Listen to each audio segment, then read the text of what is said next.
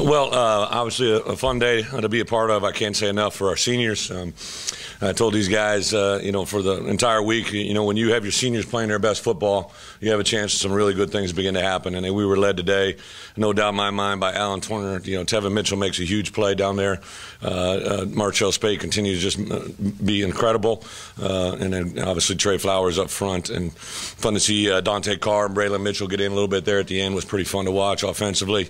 Again, Bray Cook up front just does a lot of really good things. It was cool to see the reaction of our offensive guys. On Tuesday in practice, I mentioned that Josh Lydell a week ago was called into action because of a penalty. Obviously removed Rohan, and he went in, and I think all of us took a collective deep breath when we talked about defensively what kind of calls we wanted to make because we had a new player in there. And he just responded so well that gave us the win last week. On Tuesday after practice, when I called him up, I brought that up and said, I don't know who's going to be called upon on Saturday. It may be my second-string right guard on punt, my second-string right guard on offense. Whatever it is, somebody's going to get called upon. Little did I know it was going to be our backup quarterback. He did an outstanding job. I think the one mishandled snap wasn't his fault. I think it was a bad snap that resulted in that. But to execute the game plan, our defense playing lights out, I thought this was going to be a nice matchup for us, and we went out there and executed for 4 quarters. So for our seniors, our fans, they were unbelievable out there. Bad weather, and to be out there for that and to stay to the end the way they did was absolutely awesome. So a lot of fun things, but we got a short turnaround. We adjusted our schedule already for tomorrow with Missouri coming on Friday, so that'll be an adjustment. But I think our guys just listened to the plan, execute very well. Injury-wise, I think BA, he took a shot on the backside of his hip, which kind of stretched some of the stuff on the front side of him. So he was dancing around in there. I think he'll be back probably sooner than later. If not, Austin will be the guy. And then A.J. Derby, again, just a bruise to the knee that is not going to cause any problem. We just thought in the second half with the game in hand, didn't need to get him out there. Corliss Marshall was suspended indefinitely on Friday, and I don't want to say anything official, but the chances of him being back with his football team are pretty slim. So go through the final processes with him. Unfortunately, I tell our guys all the time, you build a reputation off of what you do, good and bad, and our guys have done a lot of really good things, and it's fun to see the reward come 2 weeks in a row. So with that, open it up for questions. You said you felt like it was a good matchup for you. Why? What was the defensive plan on that? Well, I think defensively our guys have just gained momentum. I think Rob and the staff, I can't say enough about Rob Smith and Roy Segrist and Randy Shannon and Clay Jennings. Each week just continue to impress me how they work during the week to get a plan together. I think there's a little bit of everything. Rob's background, Randy's background, Roy's background, and Clay. I think the players correct themselves on the field a lot of times during practice, and we get that going. I knew we'd tackle well. We wanted to put some mental and physical pressure on Bo, and obviously when he went out of the game, we felt that favored us. I think our guys are just playing. We're not playing dirty, or some things are getting a little out of hand there. We're a little disappointed to see things on the field, but our guys handled it very, very well, and again, show a sign of maturity. You do have bowl eligibility now. What does that mean for the program? Well, it's part of the process. I think one of the things as coaches, at some point we're going to win a lot more than 6 games around here, and to be able to do that, you need to understand the process that got you there. It continues. We just play a 1-0 mentality where each week we pry. So whether you win or lose, you're automatically focused on the next task. And this week they definitely define that, I think. And once we get this mentality going, it's really there. I had about a half a dozen of my former players here today, and they were at the last game, and they kind of make the comment like, hey, Coach, we've seen this before. So it's fun to see the things that I knew were coming come full circle into what we see today, and beat 2. I mean, we won 2 games, but everybody forgets one was ranked 17, one was ranked 8. These are good teams we're beating. We're not just beating people. They're saying that this is the first back-to-back shutouts of ranked teams by an unranked team in like forever, 40s or something. How do you feel about it? It's awesome, but again, it's part of the process. I really, I felt this one good all week. I can begin to see things happen that have nothing to do with the game, whether it's an academic report, whether it's guys that are, disciplining each other, whether the way they come into the weight room on Tuesday and do developmental work. We had a huge recruit weekend this weekend in here, and begin to see our guys know that when we bring better players in, we'll have a better chance to win, and the way they react to them. So, I think defensively our guys are playing with an incredible amount of confidence, and that is directly related to the way they're trained mentally and physically all year long. Rowan has to stop the whole first half, and he goes in there and gets that 100-yard. What did you think of that play? What do you think of Rohan? I think all of us, again, just the same things that apply to us collectively as a team apply to us individually. So a guy like Rohan that faced obviously a huge moment of adversity, a lot of things to get down about. He just wrapped his arms around it, embraced it. He came out. I knew no one would come out better in the second half than Rohan Gaines. He had to sit in the locker room and watch that whole thing unfold, and that's what the rules say. And I think he'll truly play really good football because I think he understood the process. And Ro's always been a good player since we got here. Has athleticism. He's very intelligent, very smooth player. But I remember this summer he had a jug. Our guys carried around water jugs to stress hydration all summer. You'd see our guys walking around with these milk jugs. And I grabbed him one day because his milk jug said like first round, second round, third round, fourth round, And I said, bro, what are you doing? Why don't you try being an Arkansas safety here first before you jump into the NFL? It's the process, and I think he finally gets that now. So he couldn't be on the sideline? No, when you're ejected, and you got to go inside. Kind of like when he had to leave the game, he had to sit out in the first half as well up in the locker room. Can you speak to the importance of the start you had? You Yeah. 3 and out, touchdown, and you got offsides and got a touchdown. As a head coach, I think I've grown a little bit as well. I know I've grown physically, but mentally. I think the thing that was really cool today in our staff, we said, let's defer if we got some bad weather or something. Let's put our defense out there on the field. And when you have that luxury of a defense is playing well, we deferred, started off, got good field position.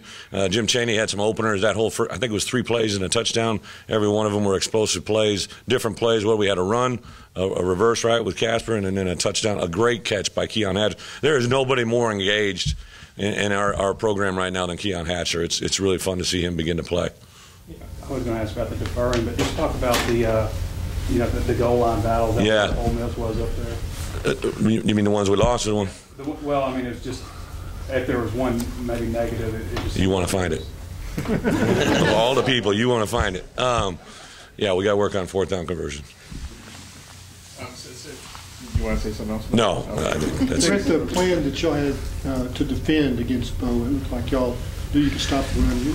Yeah, I think, what our coaches did a nice job. We actually switched plans when the other quarterbacks came in. We knew Bo was going to be able to throw it around and look for certain things and get some matchup issues. But the thing I like about our defense, they just, if they get a first down, they just line up and play again, and line up and play again. They had a couple deep digs. They made an adjustment. But those 2 interceptions or those 2 turnovers down, they let them get all the way down to the end zone and then come up with a big play, and again, it's not what happens, it's how you react to what happens, and they defined it.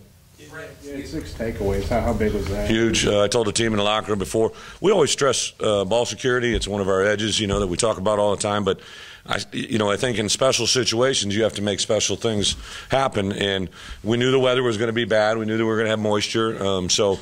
Before we went out, I always start with, hey, everybody ready to have fun? They all give a collective yes and some other words. But the part that was cool is I said, hey, we always talk about ball security, but if you have that ball in your hands, you have everybody in this locker room's life today in your hands. Maybe be a little dramatic, but that's what they needed to feel is how important that football was. And in defense, if you have a chance to get it, let's get it. And I thought our guys collectively on offense, defense, special teams really brought that home.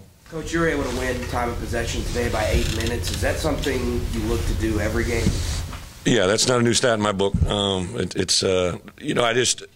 The way that we play, I understand there's, different programs have different philosophies, but the formula, the ingredients that make Arkansas successful, if we can win the time of possession, it's usually going to result in positive results for us. It's just our DNA is a little bit different than everybody else, but it's definitely something. We don't go into a game and say, hey, it's just a product of the results. You talked a little bit about Austin, but can you just talk about his composure of having to come and step in and then take over football? I think, Austin is defined again. He grew up in a home where Dad's going to football practice every day. It's a football family, and he's watched his older brothers had success. And when that opportunity came, I know we talked about at halftime keeping BA in, and I said, heck no, let him go out. He grew up in the same house as the guy that's on the field. He might have a calming effect on him, and that's exactly, I think, what happened. And a lot of really good came out of that. Not a throw in the first half. Yeah. Talk to the top. I can't believe I'm encouraging throws, but yes, I think he executed on the 3rd down play. I actually said throw it before the end of the half. I would love to get some points there, but I thought it was important for him to know we wanted him to have him throw it. And if he didn't have that failure right before the half, I don't know if he would have played as well in the second half. You know, I mean, that's the way I look at it. He championed I said, hey, bro, just get rid of it or take off running. We can't kind of, we missed that field goal by a little bit, about that much. If we had that 10 yards of field position, I think we would have had it. Coach, you also let Jonathan Williams throw it, and he also went over 1,000 yards. Yeah.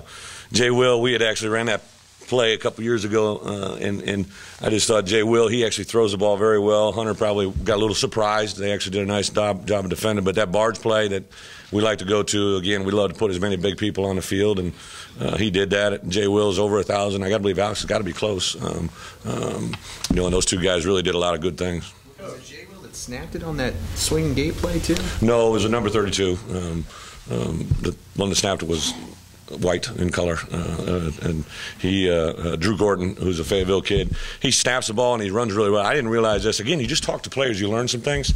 He was like a leading receiver for BA out of Fayetteville High School. You guys probably know that. I didn't. So he's got really good hands. We tried to hit him on a seam route there, but BA scrambled for it. The athletic quarterback he is. Here when Garrett Ekman passed away, but y'all honored him before the game. His parents were here with these seniors that played with him. Yeah. What was that?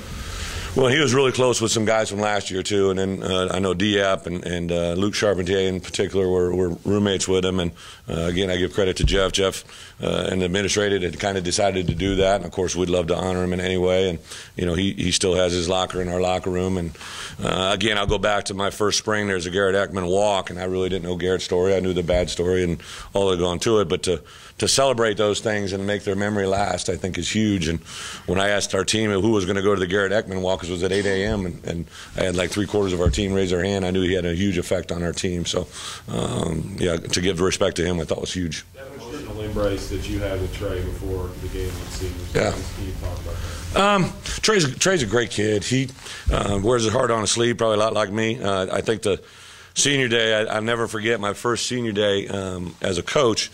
We had a great player named Joe Thomas, and ended up being a 4th pick in the draft. He was just a wreck, So as we got closer to these days, I told our seniors, hey, this is going to be an emotional deal. I'm probably going to be emotional. You might get emotional, but let's put that to bed right after it. And that's exactly what Trey did. And the great thing, we probably increased his value as a football player off the charts, but what he's learned as a person and what he teaches our young guys to do is very special. That was a cool moment to have the crowd and to have that reaction with those people.